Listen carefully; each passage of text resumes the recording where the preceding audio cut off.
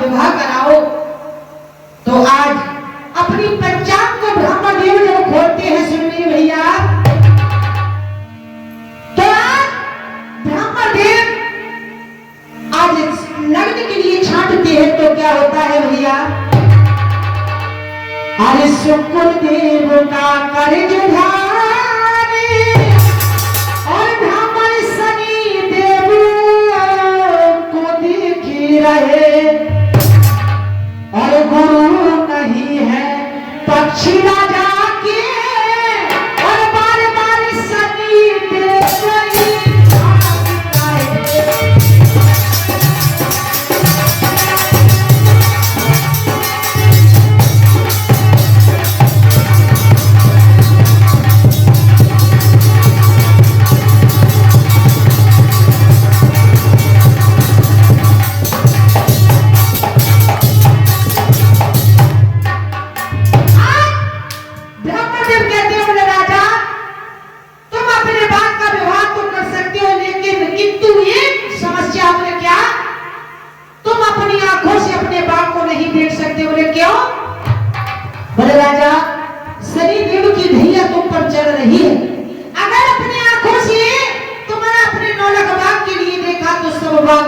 हो जाएगा। तो कहने लगे महाराज क्या करना चाहिए? बोले देखिए शनि देव के लिए काली चीज और काला वस्त्र बहुत ही प्यारा है। और कहने लगे ब्राह्मण देव उड़द की दाल लोहा और काले तिल महाराज और काला वस्त्र शनि देव को है अति जो प्यार, इसलिए अपनी आंखों से काली पट्टी बांध कर केवल अपने हाथों से नौलख बाग का पूजन करा सकते हो। आज जैसे ही कहा तो आज ब्रह्मदेव की बात सुनकर राजा कहने लगे चलो कोई बात नहीं, हम अपने बाग को अपनी आंखों से नहीं देख सकते तो कम से कम अपने हाथों से पूजन तो कर लेंगे। आज रानी इससे जब कहते हैं तो रानी आज बाती से जब कहती हैं कि जाओ बहना सारे नगर में निमंत्रण दे दो और जाकर के बाग का विवाह कराना है। तो आज देखिए रुकमा बाती जब जाती है सुरवीर भैया तो किस तरह से आज नगर नगर में जाकर के कहती है इरड़ी उचकाती हूँ, रुकमा बाती जब चलती है तो क्या कहने लगी अम्मा, और चलोरी बहना और चलोरी गुड़िया और बाकी पूजी बेचनी और चलोरी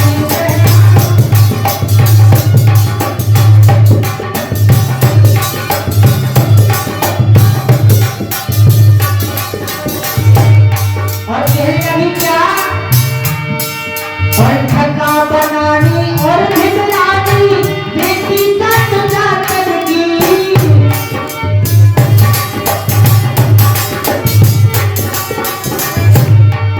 और ठका बनानी और पटकानी बेटी तक जाकर की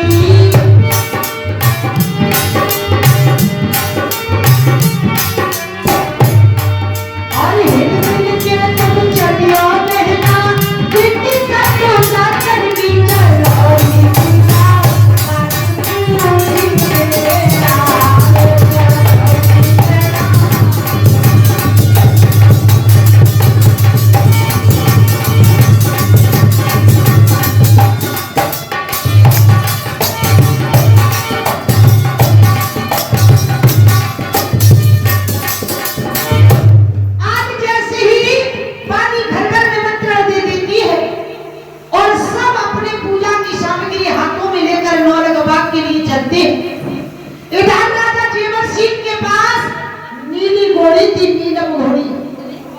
जिसका नाम रसवेंद्र था, आज अपनी घोड़ी पर सवार होकर के और अपने नौलख बागों के लिए पूजन के लिए चलते और इधर मैया बाछल का डोला सज जाता है। जब डोला सज जाता है मैया बाछल का तो किस प्रकार से हल्का लेकर के चलते हैं।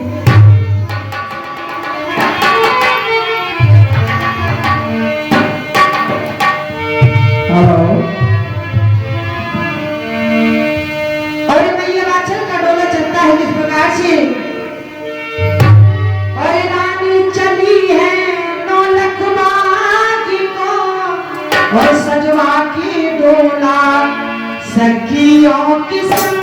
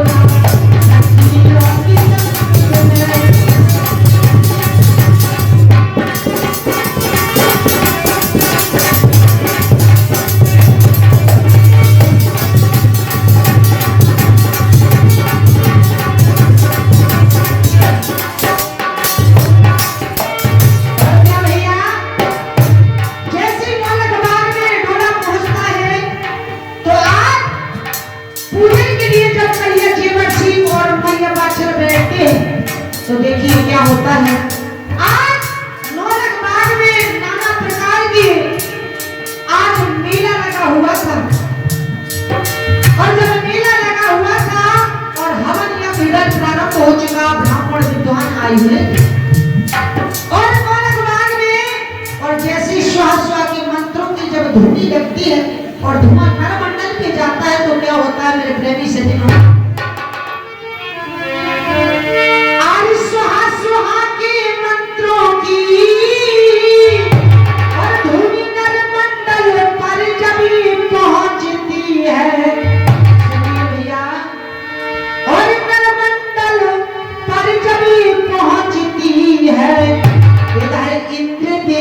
का सिंहासन और थर थर जोही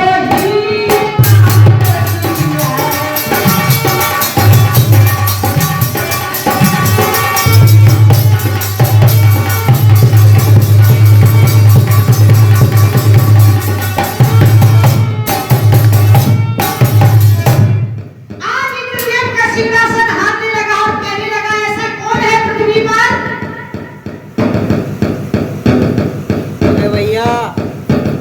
जो इतना यज्ञ तपोयज्ञ कर रहा है जिससे कि हमारा सिंहासन हार रहा है। आज इतनी बात आज नारद मुनि से जब कहते हैं तो नारद मुनि जब पृथ्वी लोक पर आते हैं देखते हैं पूछते ये कौन है जो इतनी यज्ञ हवन कर रहा है।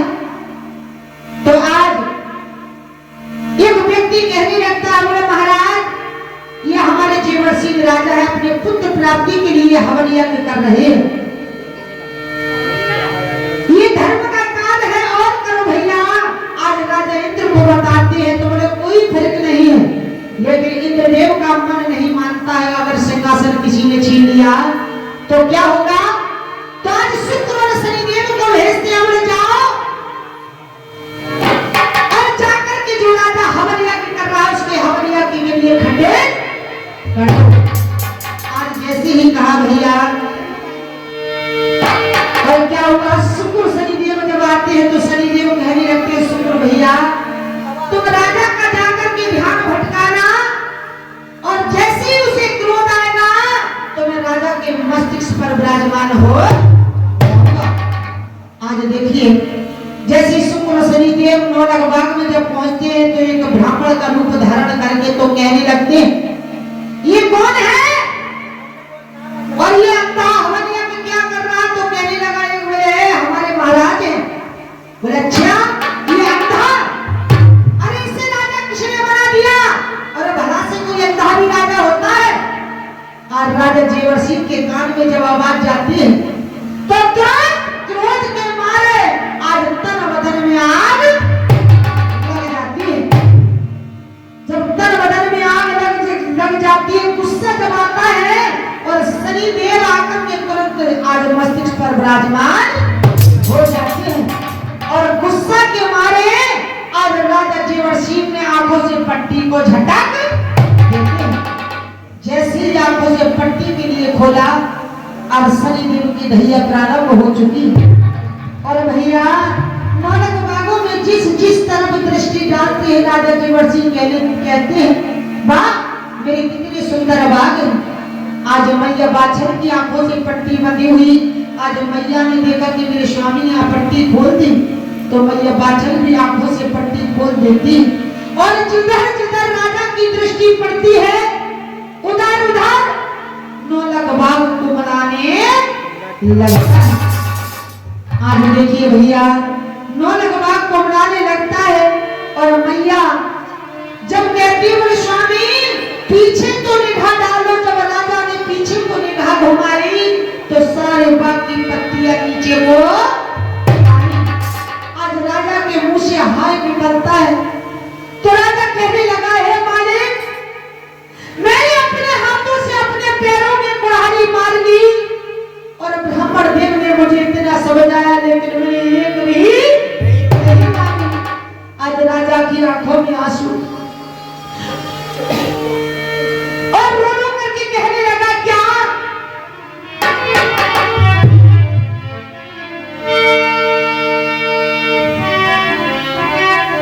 हरि राजा रानी आंखों में पानी और टूटी खाती पचारी।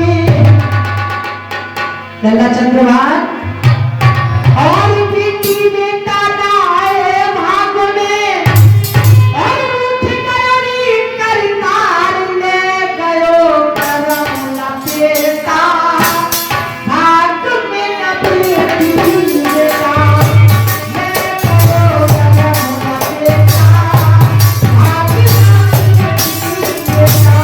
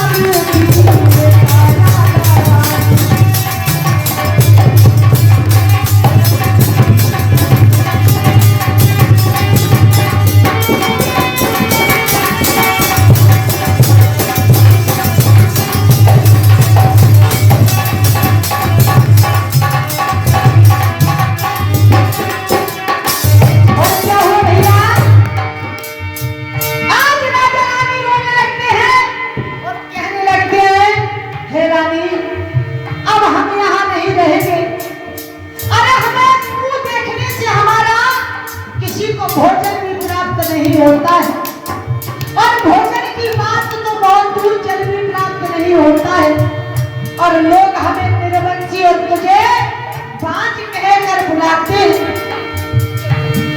हमारी किस्मत में कोई औलाद नहीं है, उस मालिक ने हम पर कोई रहम नहीं किया। आज मैया बाछल और जेवर सिंह रो रो करके बुरा हाल हो जाता है। आंखों में आंसू तो कहने लगते हैं, रानी मैं यहीं से अब बात बन के लिए जाता हूँ और तुम यहीं रह करके मेरे माता पिता की सेवा करना। तो कहने लगे हैं आज मैया बाछल, बोले स्वामी तुम्हारा मेरा साथ भवरियों का रिश्ता है और तुम मुझे अगर छोड़ करके गए तो मैं मर जाऊंगी। तो कहने लगते हैं राजा जेवर सिंह को, रानी सुनो। क्या भैया? अरे रानी तुम महलन में रहा करिया और रहा करिया और हम तपस्वी बन जाए।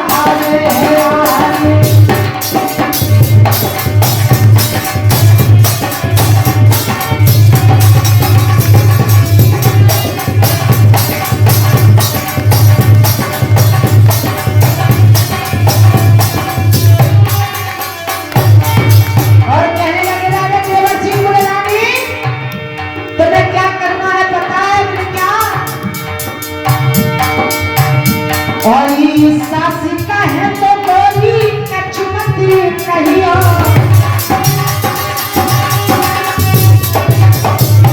अरे नती का है तो बोली तुम चुपी रहियो।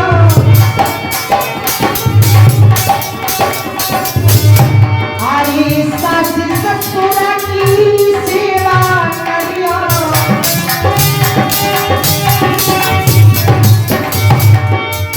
कहने लगते हैं राजा जेवर सिंह, रानी तुम महलना में रहा करियो, रहा करियो हम जोगी बन जाए।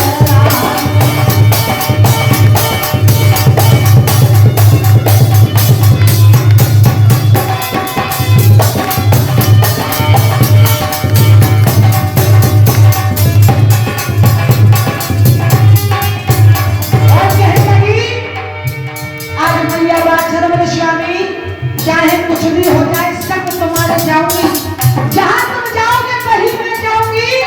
चाहे कुछ भी हो जाए तो मैया हट धर जाती है। किसी ने कहा है त्रिया हट, बाल हट और राज हट और संत हट, ये चार हट बहुत बड़ी। अगर अपनी पर आ जाए तो किसी की बस की बात नहीं, उनको मार्ग से भटका सकेगा। आज मैया कहती बोले स्वामी सुनो। क्या? और सगे बन को, और सगे बन को तुम्हारी चलूंगी प्यारी संग बन को।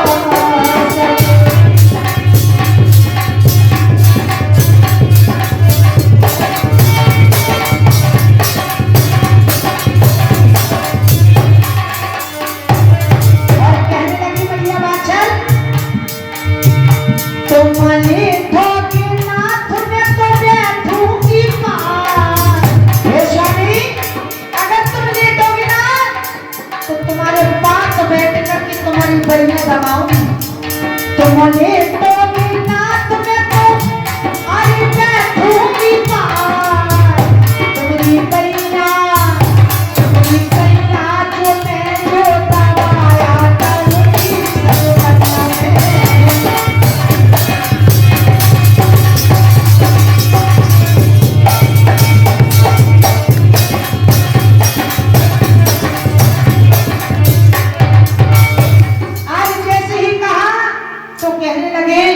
अगर मैं इसे अपने साथ ले जाऊंगा तो मेरी तपस्या में भी विघ्न पड़ेगा। आज मैया हट कर जाती है लेकिन राजा जेवर सिंह बेबस हो जाते हैं। बोले ठीक है रानी, तुम पे बल की कठिनता सही नहीं जाएगी, तुम राजमहलों में रहने वाली और तुम वन को क्या जानो। तो आज मैया से कहने लगे, बोले अगर नहीं मानती हो तो चलो। और मैया जेवर सिंह और मैया यह बाछड़ आज 9 लाख बागों से वही आगे को बढ़ते हैं। और देखिए महलों में जो हंस हंसनी पड़ रहे थे ना, आज वो देख करके राजा रानी को आंखों से आंसू बहाते हैं। बोले हे मालिक, अब तक हमारे राजा और रानी हमें मोती टुंगी चुमाते थे, लेकिन अब हमें ताना टुंगी अब कौन देगा। आज रोने लगते हैं और इधर राजा जेवर सिंह और रानी छोड़ करके 9 लाख बागे को आगे को बढ़ते हैं। भैया किस प्रकार से, अरे एक के बहाने पहुंचे राजा, 2 बहाने पहुंचे,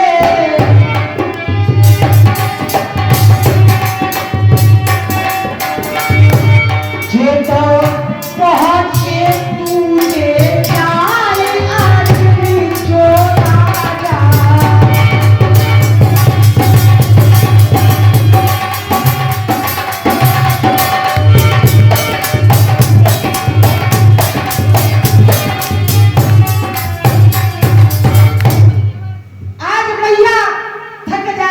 सुबह से शाम होने को आती है। आज नंगे पैर मैया और तपती हुई देख और बाने घोंघरू के कांटे जैसे ही पैर में चुभती है तो मैया की आज पैरों में से खून प्रारंभ हो जाता है। और जैसे ही खून प्रारंभ हुआ और राजा जेवर सिंह आगे आगे और मैया पीछे पीछे, और तो आज मैया कहने लगी स्वामी सुनो ना। बोले क्यों, क्या हुआ रानी। तो कहने लगती है मैया क्या,